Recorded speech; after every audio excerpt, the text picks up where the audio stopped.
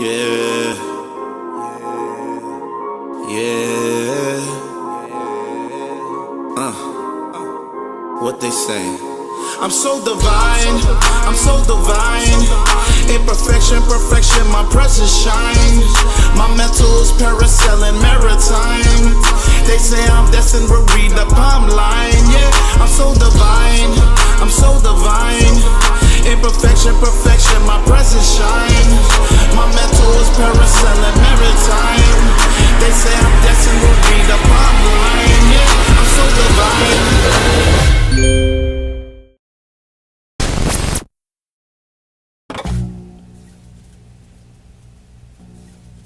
Welcome to H.G.R.G podcast, episode 35. What's going on, fellas? DT, just Jerry. How we doing, man? 35. Yeah, DT, didn't we fight this dude last episode? He stayed around. He begged, he pleaded. We couldn't get rid of him. You just can't get rid of me, man. I guess I have to ask that question. Lance, you still with us, man? Still here, man. Live and in full effect. You already know. I don't know about the effects, but live. Live. So listen, last time we had a good episode where we had questions, gave you our point of view and our perspective. We're gonna come right back with another one. We enjoyed it, and we hope you guys enjoy it. Once again, make sure you like, subscribe, share, comment. Let's get this podcast out there, man. Let's get this flowing. Let's go, H.G.R.G family. All right, so fellas, let's jump right into it. I got them right here. DT. Do I need a real estate agent when buying a property? Do you need one? No. Should you have one? Yes. Give me both sides. So why would you tell someone that it's a no? Yeah, because if you're green, I would recommend you have a real estate agent. Right? Just for peace of mind, for the whole process, because real estate agents are there to hold your hand. Make sure your attorneys are doing the right thing. Make sure you have the paperwork signed. Deliver it to who it has to be. They're there to like nurture the entire sale. For somebody green, you need that, right? For somebody who's seasoned, you don't really need that, and that it comes at a cost. And I'm actually an advocate of realtors. I like realtors. They make your life easier. Correct. And their fee is very reasonable for what you're getting, right? And if you're a buyer, you're not paying for them. Buyers don't pay realtors. Sellers pay realtors. So if you're a buyer, most of the time you shouldn't really care that you have a realtor involved and they get a commission. Now, when you get into higher level deals,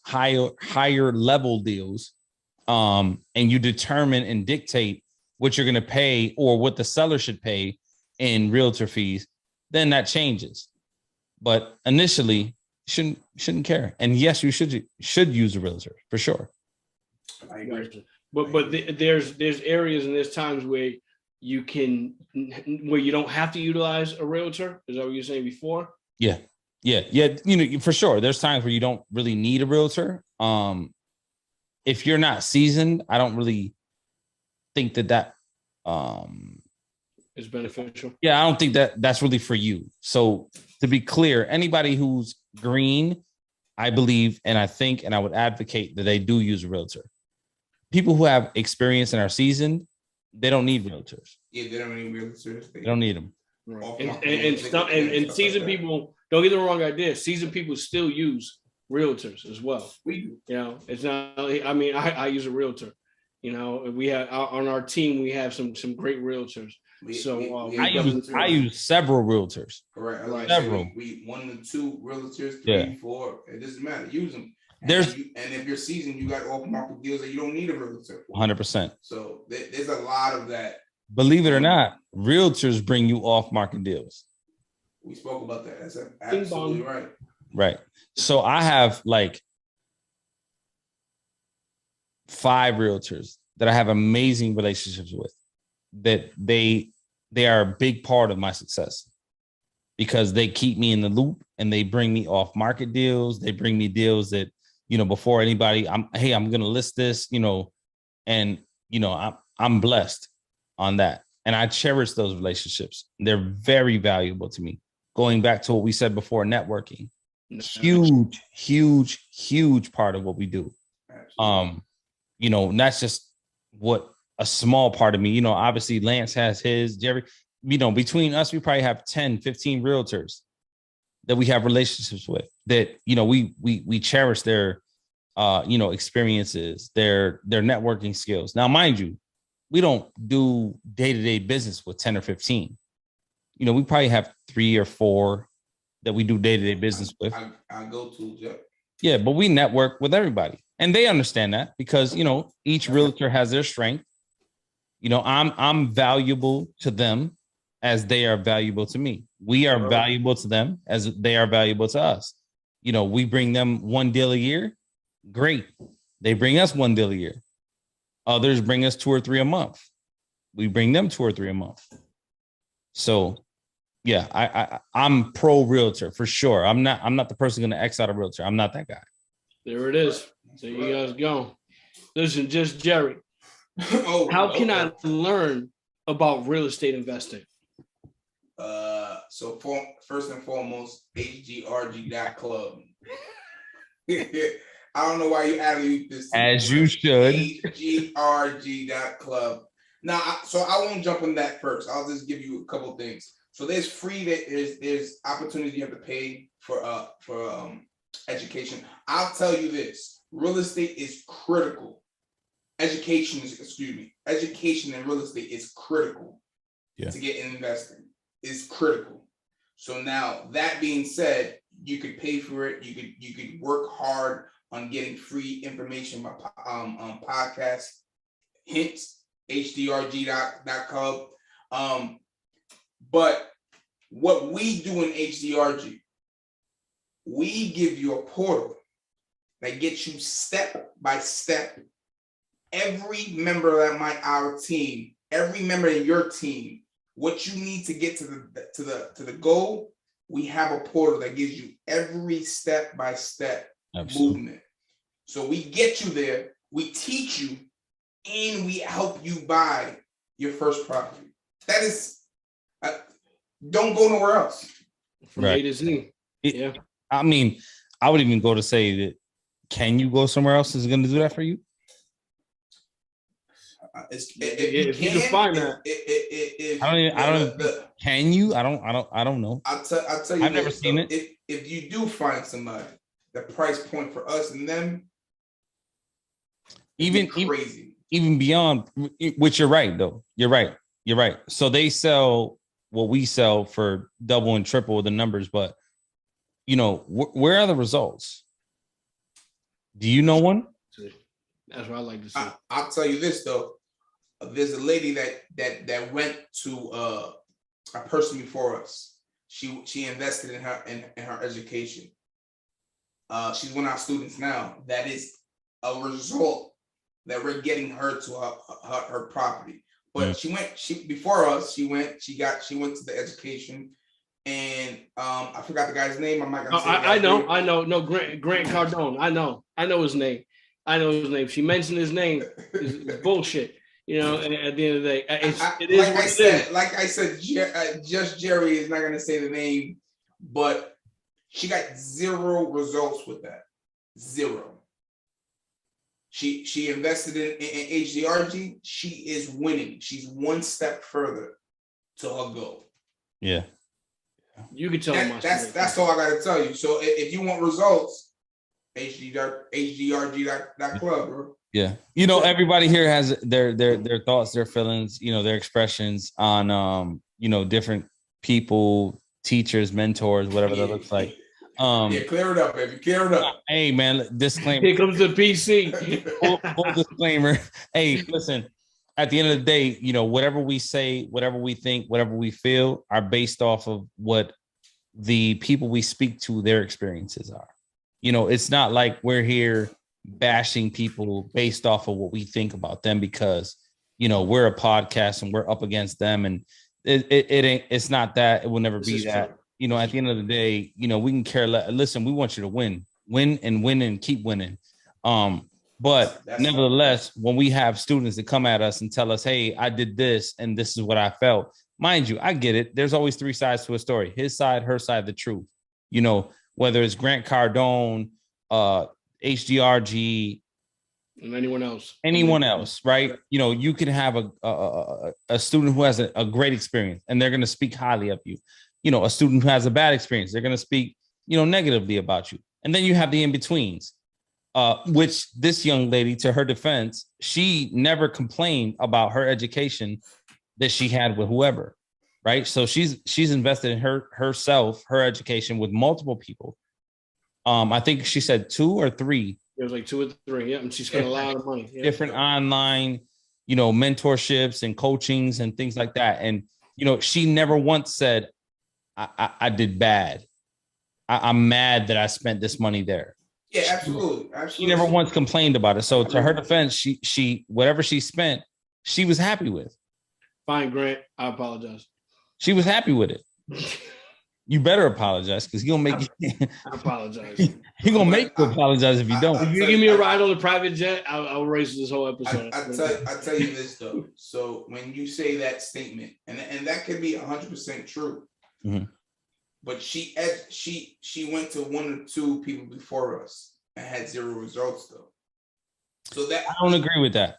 You could disagree, but I've seen facts. On the outside, she's closing very soon. Yeah. So before of us, she was looking for answers. Right. So, you know, and you don't get this nowhere else, right? Because anywhere else, I'll be like, you're right. Yeah. Before us, you know, it was, and I'll be the first one. And I should be doing that. But to play, you know, being honest, like keeping it 1,000, you know, her, you know, just because she never saw any like physical results don't mean that she didn't see results. Right. Like she could have got the education part of it. Right. Because I think if I remember correctly, she had a bunch of information, but just didn't know what to do with it. DT, I'm listening. If you have all the information, but you can't do nothing, you don't know what to do with it. Yeah. You're still in the same circle.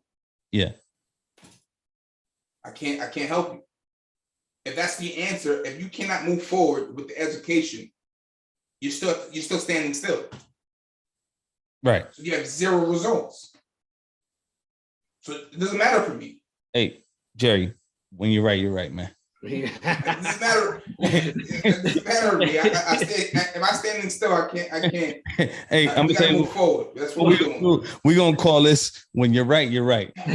So I guess on to the next question. Hey man, I can't argue with you. I'm just saying the lady had a lot of information. She was happy with the information she had. Would have that. When you're right, you're right. So DT. Should I invest in out-of-state properties? Oh man, that's a good one. That's a good one. Can I just plug in somebody real quick? We'll help you with out-of-state investment is H.G.R.G.club. Talk heavy. Talk heavy. The plug is real. The last 2 episodes. The plug is real. Only do it when you have H.G.R.G. club or a team. You know, if I invested out of town, out of state, out of county, out of my city, you know, even in state, out of my county, whatever it looks like, you know, I would have to have official, tried and true team. If I don't have a team, it'd be hard for me to do that. Hard. That's my 1,000%. I agree with you 1,000%. So let's take H.G.R.G. out. Let's remove ourselves. No, actually, let's not. Let's just not every market is going to have an H.G.R.G. Yeah, I'm going to say some say we bias. Yeah. Some say we bias. We don't care, but let's just say. But if you remove your market, if you have a market and 1,000%, if you do not have a team, it's going to be, I don't want to say impossible, but damn near impossible to succeed. Well, it's not impossible, right? Because I didn't say that. I said damn near. It's not as, I don't want to say damn near impossible. It's just how deep are your pockets? Are you willing to take the type of losses that we took to build the proper team? Because it's going to cost you. Even deeper though, Lance, like, you know, because, you know, we're speaking vaguely, right? So it's impossible to succeed. It's not really fair to say, because I mean, you got 50 states. No, Jerry didn't say that. No, I heard you. Damn near. You gotta say damn near. Damn near. Well, you gotta understand, there's 50 states. There's probably 25, 30 counties in each state. There's a million places nationally to be successful in real estate. Correct. Right? H.G.R.G does not touch all those places. We touch what we touch, right? But our information is relevant everywhere. 1000%. Right? To be clear, every investor is not looking for the same return, right? Some investors aren't even really looking for a return. Some investors invest just to park their money and keep that money safe without taking a loss. If they don't take a loss, they're happy. They're right? Just looking for appreciation. Not even, you know, they hope for it, but they're not really wishing on it. And there's some that you're right. Like that's why real estate is so fickle. It's so all over the place, right? And it fits for every buyer. It fits for every investor, every person. There's investors that real estate is their dream and they don't even know it. There's investors that need to be in real estate, and real estate is really what they need, what is best for them, and they don't even know it yet. Right. There's so many people who invest in real estate and they do it to play. Instead of taking it serious. But it's their most productive investment that they've made. And it allows them to make other investments, but they don't appreciate it because it's like, they did that on an if. It's like a stock that you buy and you're like, you know what? I'm going to invest 5,000 here, 10,000, 10,000, 20,000, 50,000 over here. All those other ones are up and down, succeed, they don't succeed. But this 5,000 one, it's just so steady. It just don't go nowhere. It's always here. Whenever I look, it's just good. It's a great investment. Right. And I'm not comparing real estate to stocks because it's not apples to apples. It's two different things. But I'm just trying to speak to those people who invest in the stock market so they can understand that. Real estate is like no other. I remember what made me get involved in real estate day one. I remember it was a time where I looked time with DT at the Forbes magazine, and I looked at the 30 top 30 most richest people in the United States under 30. 28 of them were real estate investors. That should tell you everything right there. Should tell you everything right there. I mean, did a 30 for 30, if you heard that. 28 of the richest people in the US under 30 years old, 28 of them were invested in real estate. That's really, and at the time I was 27. I got involved with real estate when I was 27. So long. What? A while ago. Now, mind you, I've been dealing with cribs and fixing and stuff like that, but like as far as being an investor at 27. Well, I challenge anybody to go out there and find a rich or wealthy person that has nothing to do with real estate. Also challenge markets. Look at your markets. Look at top 5 cash cow markets in the US right now. Look it up. Men lie. Women lie. Numbers don't lie. Look at Lance. Lance is worth $20 million. You think he got his 20 million from real estate or trucking or where do you think it came from? Where's the majority of his? I'm sorry, I put your numbers on blast, Lance. We can edit this though. We can edit this, but we're gonna keep it in. We'll keep it in. Where does the majority come from? We're so transparent. It was transparency. 20 million, baby. Where does the majority come from, though? I promise you, it's real estate. It's the real estate. I promise you. That's the number one thing for us. 100%. Promise you. It's real estate. So, and that's just what it is. So let me move on here. So I don't want to get stuck on. How will I determine the rent to charge for my property? Just Jerry. That's a good one. Man, well, first of all, that's a big information that you should know before you even buy the property. You should know the rents, because if you think you're gonna get, let's say your rent comps, same thing as buying a property, you have to know the rent comps. Good point. So if your rent comps are in that market is $800 per unit. How do you know that? How does one know that? Like without. Well, me, Jerry, I will lean on my property manager who's physically there, boots on the ground, who's telling me, hey, this is the average over there. Or there's websites that tell you rents in that market. So it's either or. But I, Jerry, just go to my property manager and say, what's the rents out? Look over there. Jerry. But if you would buy a property thinking without looking at the comps in that area, you're thinking, oh, I'll buy this property and I could get $1,200 per unit, and the comps is $800. Yeah. Your house is going to be vacant for a long time until you bring that number down. So it's very critical that you do that, because now if you don't, your house is vacant. So all the prepping, the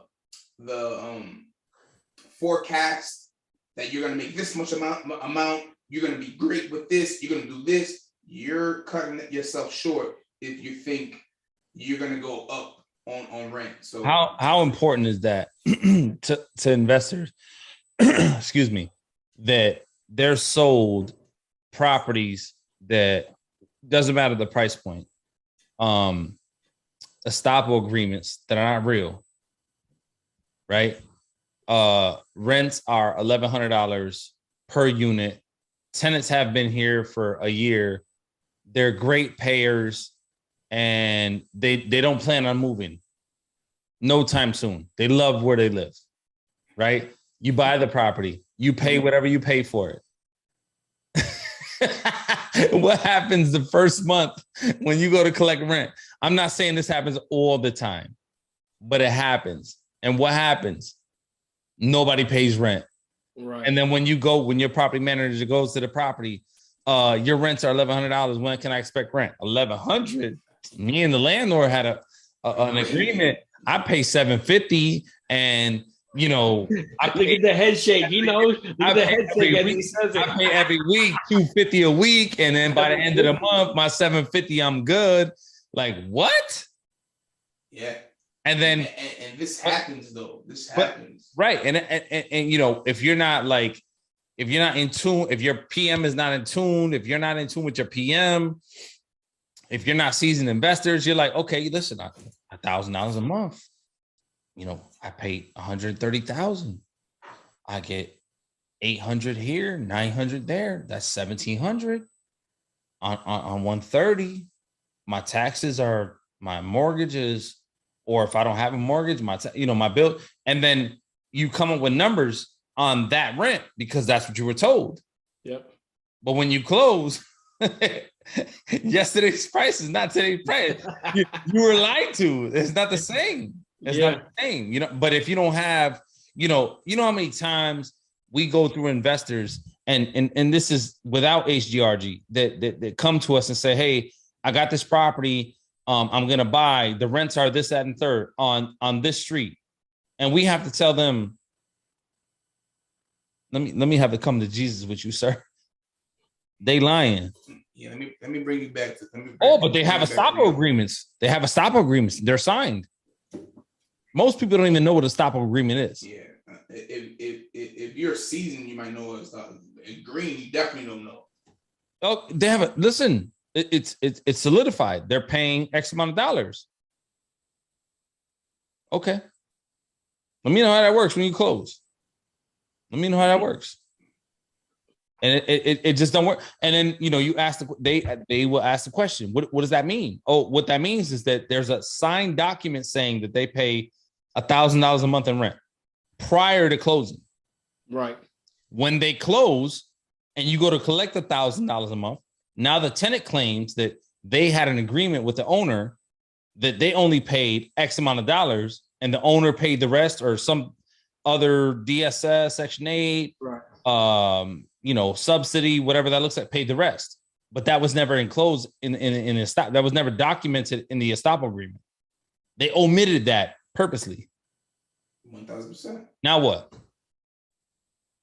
That's why I always say to my investors, especially in today's climate, assume that everything you've been told is a lie.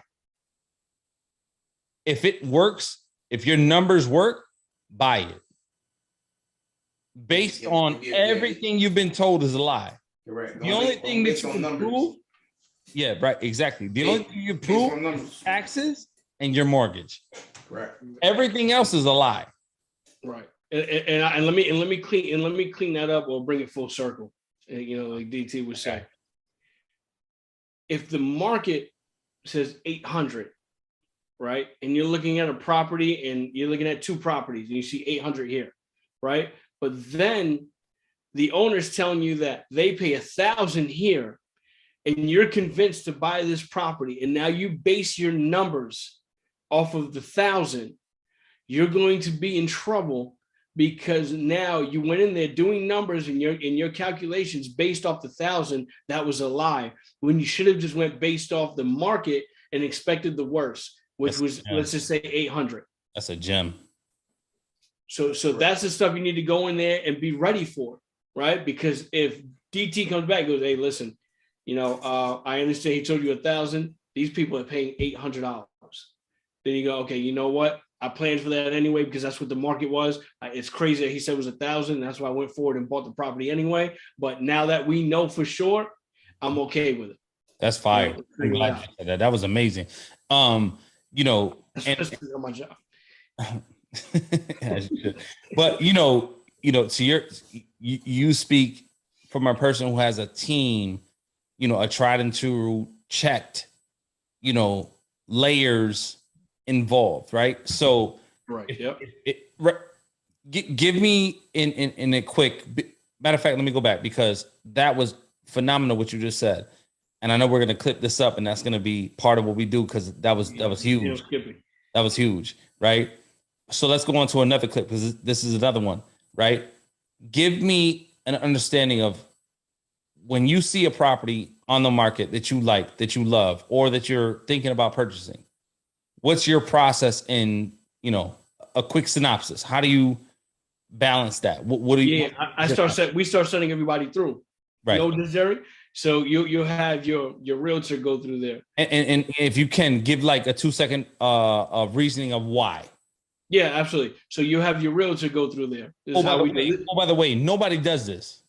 Right. Nobody does this. This is something that just Jerry and I created at being out of state. So that way we can protect ourselves. He's talking about in general. Nobody does this. Nobody breaks down this right here. This is the. You mean what we're about to give them? Yeah, because this is a lot, though. This is a hell of a. This is why you're almost being fired. Jerry's on point. You're almost being fired, but Jerry's on point. Nobody does this though. Yeah, this is a hell of a gem. You're right. So what we'll do is we'll send the realtor in there, get a full breakdown. From roof to basement. Then we'll go in there and we'll have a contractor go in there and give us a breakdown from roof to basement. Then we'll have the property management go in there and give us a breakdown from roof to basement, compare notes, make sure everything's right, we don't miss anything. How long of a time span is it between all three of those people? I'd say depending on schedule, a week or two. 3 days. I would give it a week. You're giving a week before COVID. In this market, 3 days, probably 2 days if I can. Yeah, if you're right, if we can get you back to, that's no matter what time, if we can get you back to back, that's great, because we want all the notes. We want to compare everything. If anyone missed anything, we have it. It's hard to get past 3 people that have knowledge with pictures and videos. Pictures and videos. Yep. Everyone's got to bring that to us. So, and to add to that is they're going to give you all numbers. Everybody's going to give you numbers. Yeah. The contractor's going to give you numbers to fix this. The PM is going to tell you, hey, you can get this for the rents. You can do that. So what each one does for you is gives you a piece of the puzzle. Right. The realtor gives you a breakdown. You get the breakdown from your contractor. Nobody says this, bro. Right. Nobody says this. So your realtor gives you the realtor gives you the breakdown. Your contract gives you real numbers that is gonna tell you it's gonna cost you this much when you buy this property. Even the realtor. Hey man, Correct. I think it's gonna cost you like 15,000-20,000 to get it to standard. The contract be like, hey man, I penciled my numbers in roughly. It's gonna be like 24,000. Correct. Then the other person be like, 40,000 looks like the number. So 90% of the time, the PM manager knows contractors as well. Mm-hmm. Right. So what happens is you now compare the maintenance price and go, hey, so I just got a quote for 24,000. Can you beat that price? So he'll tell you a price that he can get it for, but he's also going to tell you, hey, I don't think you're going to get this much money on rent, or you're going to get this much money on rent. Is it worth it?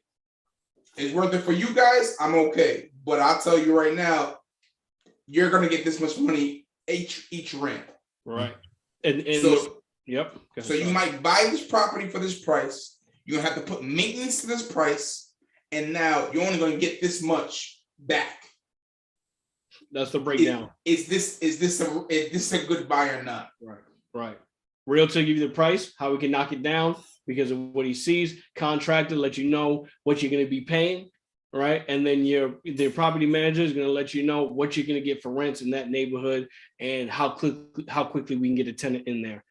Based on the property and the neighborhood itself, and X, Y, and Z. So we do all that before. So we're well informed when we go in there, and we know what we're walking into. Yep.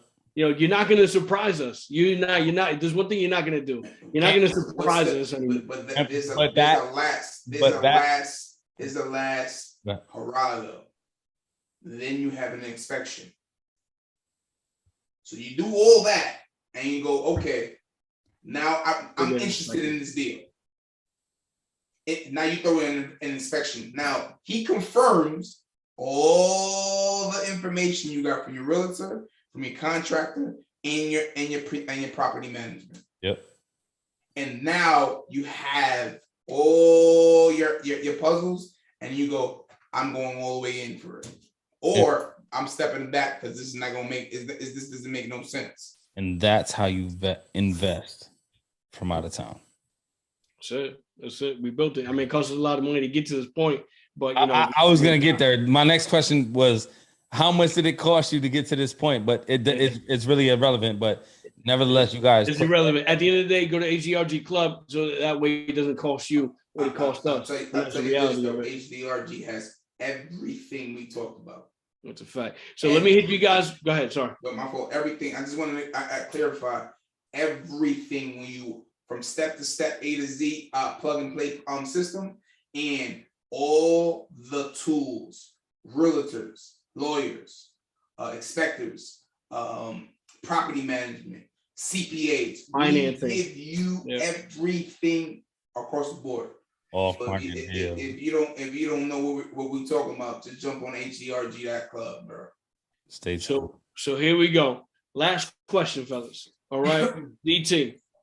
How do I find the right tenant for my rental property? You don't.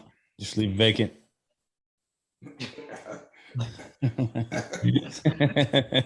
No, there's a vetting process. Depending on who your PM is, with H.G.R.G, our PM, they do background checks, which consists of evictions, convictions, judgments. They do property pop-ups. They do landlord references.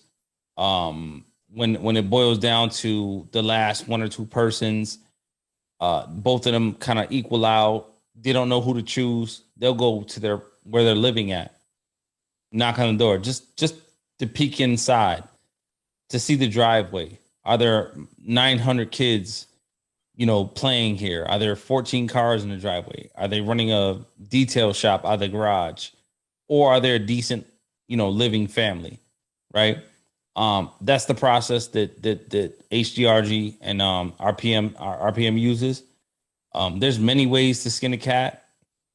That's probably the most important and toughest part about owning property is tenants. finding the right tenants, right?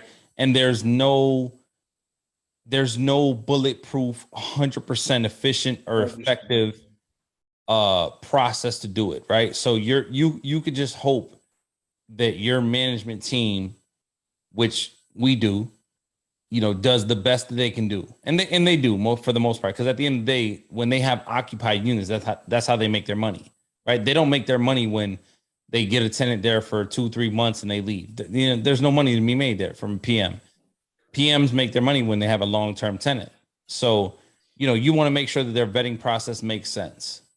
And, are they just putting people in how many people in the PM business just place people in units just to occupy them and take the tenant placement fee?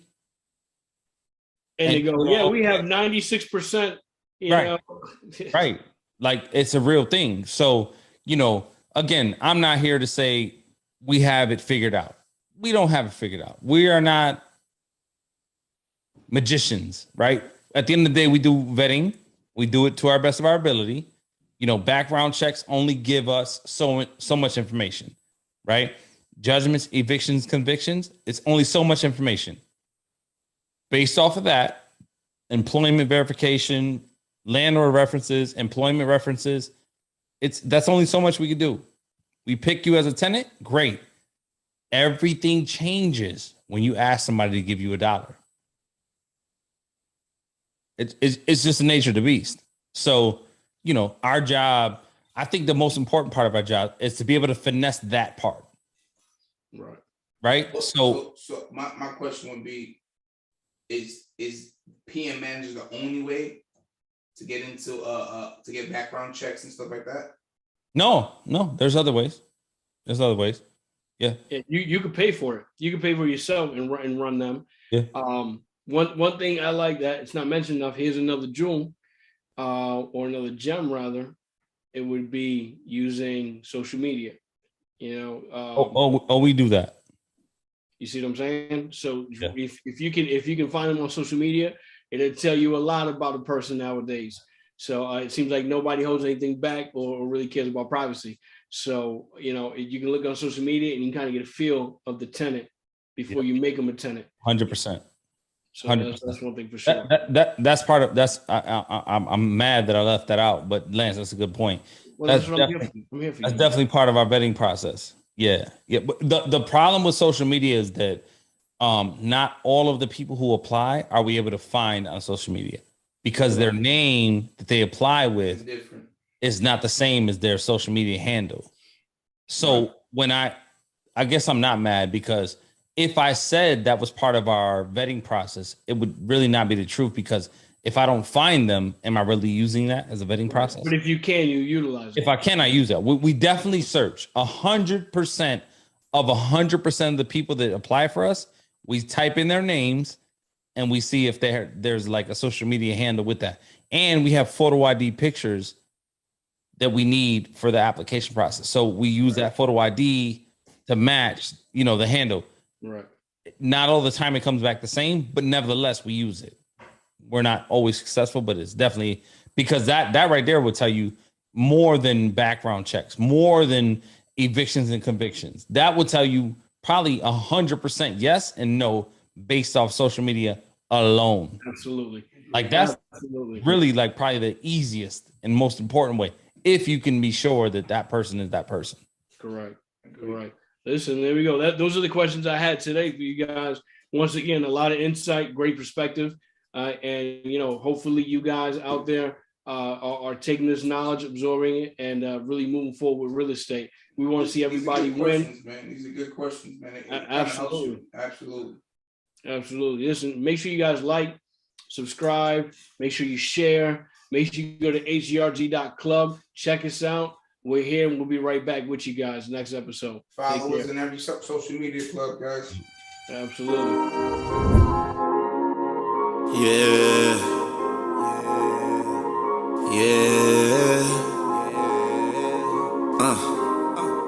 What they saying? I'm so divine, I'm so divine. Imperfection, perfection, my presence shines.